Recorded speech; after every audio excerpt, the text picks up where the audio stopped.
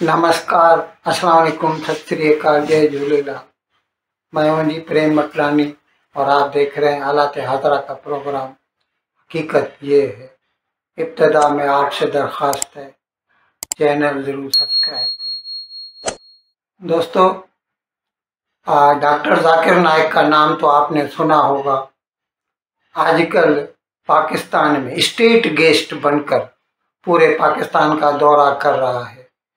असल में वो रत्नागिरी का है, महाराष्ट्र, लेकिन फिर बम्बई में प्रैक्टिस किया करता था।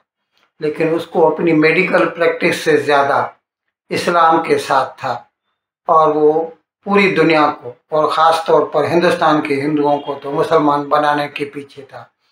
इसके लिए वो बड़े बड़े कैंप्स लगाता था बम्बई में, और जब तक कांग्रेस का दौरे हुकूमत था कोई उसको मना नहीं करता था। खुल्लम खुला हिंदुओं को जो है मुसलमान बनाता था। जब बीजेपी की गवर्नमेंट आई 2014 में जब आई, तो उन्होंने इसके बारे में तफ्तीश की तो पता चला कि इसको तो पूरी दुनिया से पैसा मिलता है। और फिर उसके ऊपर मनी लॉन्ड्रिंग के केस लगाकर उसकी इन्वेस्टिगेशन शुरू हो गई।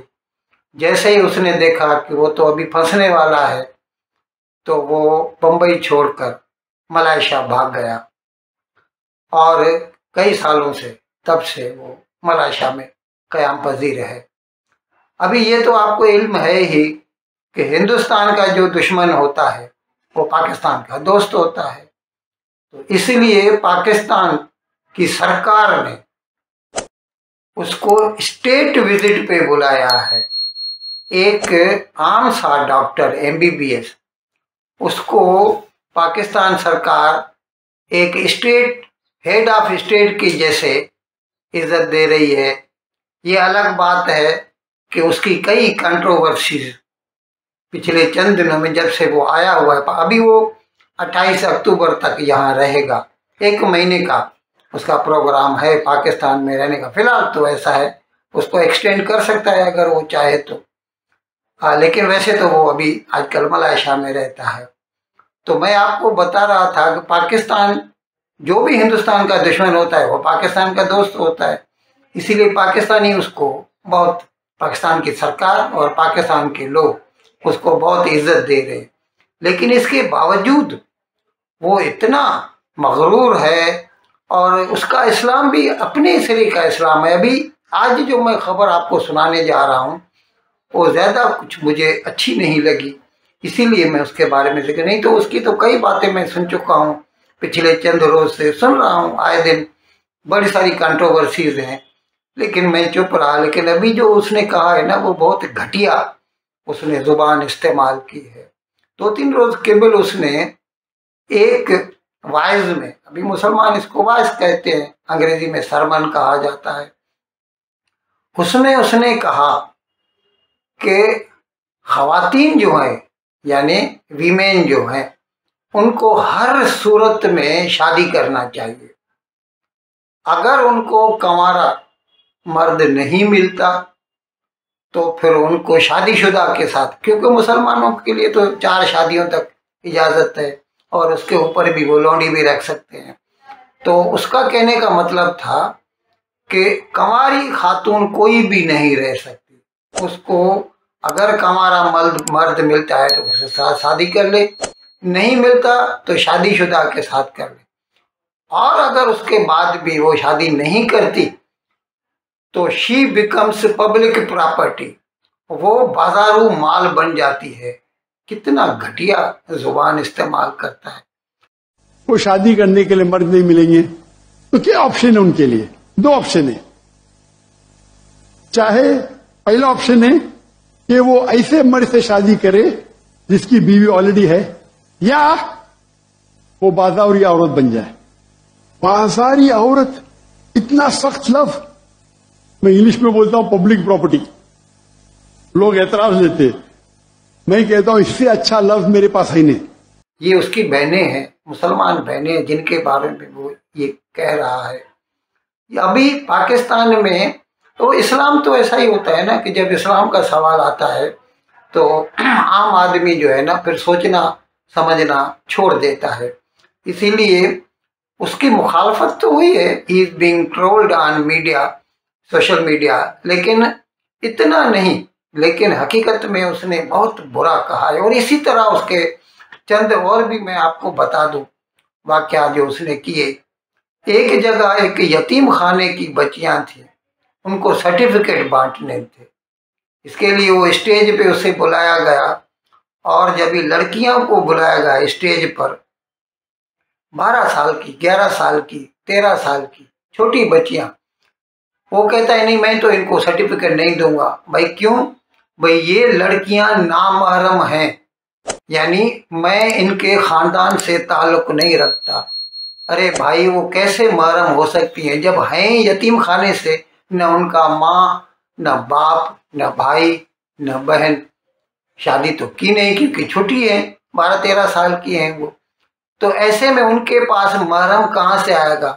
और ये जो ड्रामा करता है कि मैं नामहरम के साथ, ये मेडिकल का डॉक्टर है, क्या ये अस्पताल में खवातीन मरीजों को नहीं देखता था? क्या ये अस्पताल में इसका वास्ता नर्सेस के साथ नहीं पड़ता था? ये सब लोग इस्लाम के नाम पर स्टेज पे आके ये ड्रामा करते हैं और अपने आप को सच्चा मुसलमान साबित करने की कोशिश करते हैं। ये अलग बात है कि इस प्रोसेस में कई लोगों का वो दिल तोड़ देते हैं। और इसी तरह एक दूसरा किस्सा भी सुनने में आया है। वो जब मलेशिया से आया था, कहते हैं वो खुद कहता है 500 किलो उसके पास वजन था। अभी जहां तक हमें इल्म है तो 20 किलो अलाउ होता है। अमेरिका के लिए मैंने सुना है कि शायद 63 किलो अलाउ है अमेरिका के लिए। लेकिन दूसरी जो एयरलाइंस हैं मुकामी, जो मतलब Malaysia, Indonesia, Hindustan, Pakistan, 20 kilo allow करती हैं एयर जर्नी में, फ्लाइट में। तो 500 किलो तो उन्होंने तो कह दिया पीआईए वालों ने, तो ये तो नहीं चलेगा, इसके ऊपर तुमको किराया भरना पड़ेगा। तो वो चिल्ला उठा और कहता है कि मैं जाकिर नाइक हूँ, और हिंदुस्तान में अगर होता तो हिंदू लोग मुझसे पैसा नहीं लेते, तुम लोग मुझसे पैसा ले रहे हो। यार ये तो अजीब बात हो गई। अव्वल तो 500 किलो क्या लाया था वो मलेशिया से, और अगर लाया भी था, और उसूलन तो ये होना चाहिए किसी भी मजहब से तुम ताल्लुक रखते हो, जो चीज़ गैर कानूनी है वो गैर कानूनी है, तुम्हें उसकी इज्जत करनी है, उसके ऊपर अमल दरामद करना है। तुम अपने कवानीन नहीं बना सकते। और अगर कोई तुम्हें छोड़ देता है भारत में तो ये उसकी बेवकूफ़ी है, ये तुम्हारा हक नहीं बन जाता कि तुम हर जगह ये क्लेम करो कि मुझसे तो किराया आप नहीं ले सकते, भाड़ा नहीं ले सकते, जो वजन मैंने ज़्यादा उठाया है। मैं आपको अर्ज कर रहा था, इस किस्म के कई प्रोग्राम आपको मिल जाएंगे यूट्यूब पर जिसमें सब लोगों ने इसकी मजम्मत की है कि छोटी छोटी बच्चियों को वो नामहरम करता है, कहता है। और एक जगह तो वो क्या कहता है, मुझे इंटरव्यू के लिए टीवी चैनल पे बुलाया और वो जो खातून प्रेजेंटर थी वो मेरे ऊपर चढ़ी आ रही थी। वाह, जैसे ये शाहरुख खान है और ये इसके ऊपर वो वुमन प्रेजेंटर जो है उसको और कोई मर्द मिला ही नहीं था, एक यही जाकिर नाइक मिला था जिसके ऊपर वो चढ़ी आ रही थी।